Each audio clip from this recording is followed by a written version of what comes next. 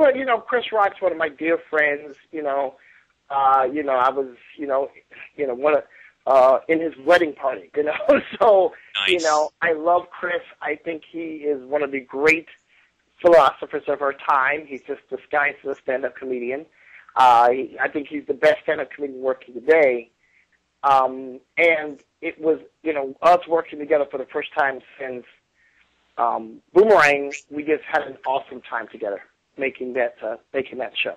I'm sorry. You also worked then on the Bernie Mac show, City of Angels, The Office, which of course is a huge hit, and an episode recently, or a couple of episodes, I think, of Modern Family. So you're definitely still keeping your directing activities going strong, as of late. Any comment on any of the shows I've just mentioned in terms of your experience in those? Well, it's just, it's the Quincy Jones comment is very flattering. He's certainly been a hero of mine. And I think it's really important to work in a lot of different mediums. Working on television teaches me about film. Making a TV commercial teaches me about television and movies. Writing a comic book, again, gives me insight to, these other jobs. So, I feel fortunate that I've been a writer, producer, director. I've worked in film, television, commercials, been an executive.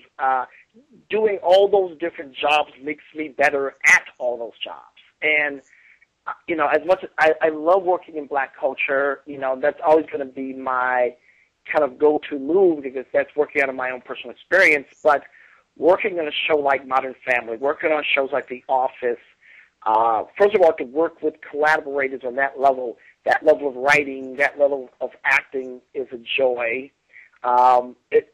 People can't pigeonhole me as, you can only do one thing because, working on all those shows and getting embraced by that, those casts and those guys going, we love you, great working with you, please come back, you totally get the joke. It's a joy. Great. I'm going to indulge myself. I actually just recently watched a film called Joe's Apartment, and it was inspired by my research on you. And you delivered one of my favorite lines in that film as one of the roaches, where you actually say, "We live where you live." And I just, man, that was, I mean, can you talk a little bit about being a voice for one of the lead roaches in a film like Joe's Apartment? Sure. What was crazy was that John Payson, who wrote and directed the film, dear friend of mine, we went to college together. Talk about triple threats. He's a writer, a director, an animator, a musician. He's a guy with endless talent in every direction. We worked on each other's short films in college. And so when he got his big break he actually acted in one of my short films when I was in school. Nice. So then he was making his feature film debut. He goes, "Reggie, I need you to do one of these voices." And I pleaded with him. I'm like, "John, this is your feature film debut. You need a good actor. You don't need me. Do you want me to call Chris Rock? I'll get you someone awesome." He goes, "No, Reggie, it has to be you." So he gave me one of the greatest gifts, which was to work alongside great actors like Billy West in the recording booth. And Billy West is a legend in the world of voiceover animation. To be an actor, to be directed by other people, it's such an incredible lesson for anyone who wants to be a director. So that was fantastic. Then I got my own musical number. I sing Funky Towel. I love that song. And for a guy like me, who, tone deaf, I can't sing at all, to do an early vocoder musical number was a treat.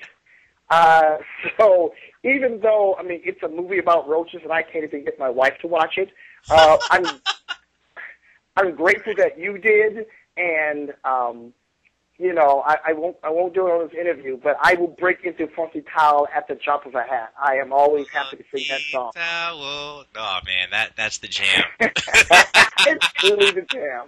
Truly the jam. Oh man. Oh wow. Okay. I know you've given me so much of your time, so I'm going to try to really wrap this up. But this has been really fun for me. I hope it's been enjoyable for you as well.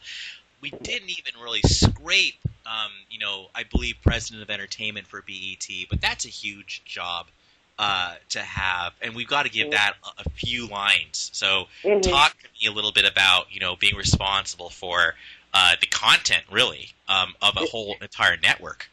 Well, it's a massive job. It's a massive opportunity. It's a company that really hadn't done original programming before.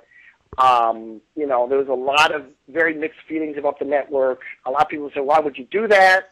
I just thought, well, this is a tremendous opportunity to, transform this thing into something that could really be great. And we made so many hit shows. The first year, I was tasked to make 4 primetime shows. We made 8. The next year, we made 16. We broke our own ratings record 3 times in the same year.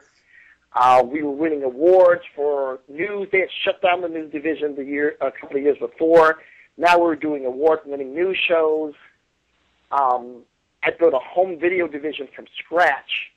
So all of a sudden, they had, a new revenue stream making millions of dollars. So I look back at it, and it was a fantastic experience where you're kind of thrown in head first. A lot of things dysfunctional, but we had a tremendous amount of success. And I look at the network, and I see them still, even though they've changed some of their strategy, they're still using the kind of blueprint of what the network could be. And, I got to say I'm proud of the work we did. I mean, shows like American Gangster that, critically acclaimed, incredible ratings. I think the A&E network has bought it. Now they're showing that series around the world. Sunday Best, a huge show, creating the Hip Hop Awards, BET honors. We did an incredible amount of work in a very short time. We created a lot of, Keisha Cole, to do a series with her at the beginning of her career, helped make her the superstar she is today. I look back at the work we did, and I feel very proud. Fantastic. Didn't know. And just so the the listeners know, the years you were working on it, just so that they know as well? Oh, gosh, I guess it was about 4 years, starting in 2005. Okay, fantastic.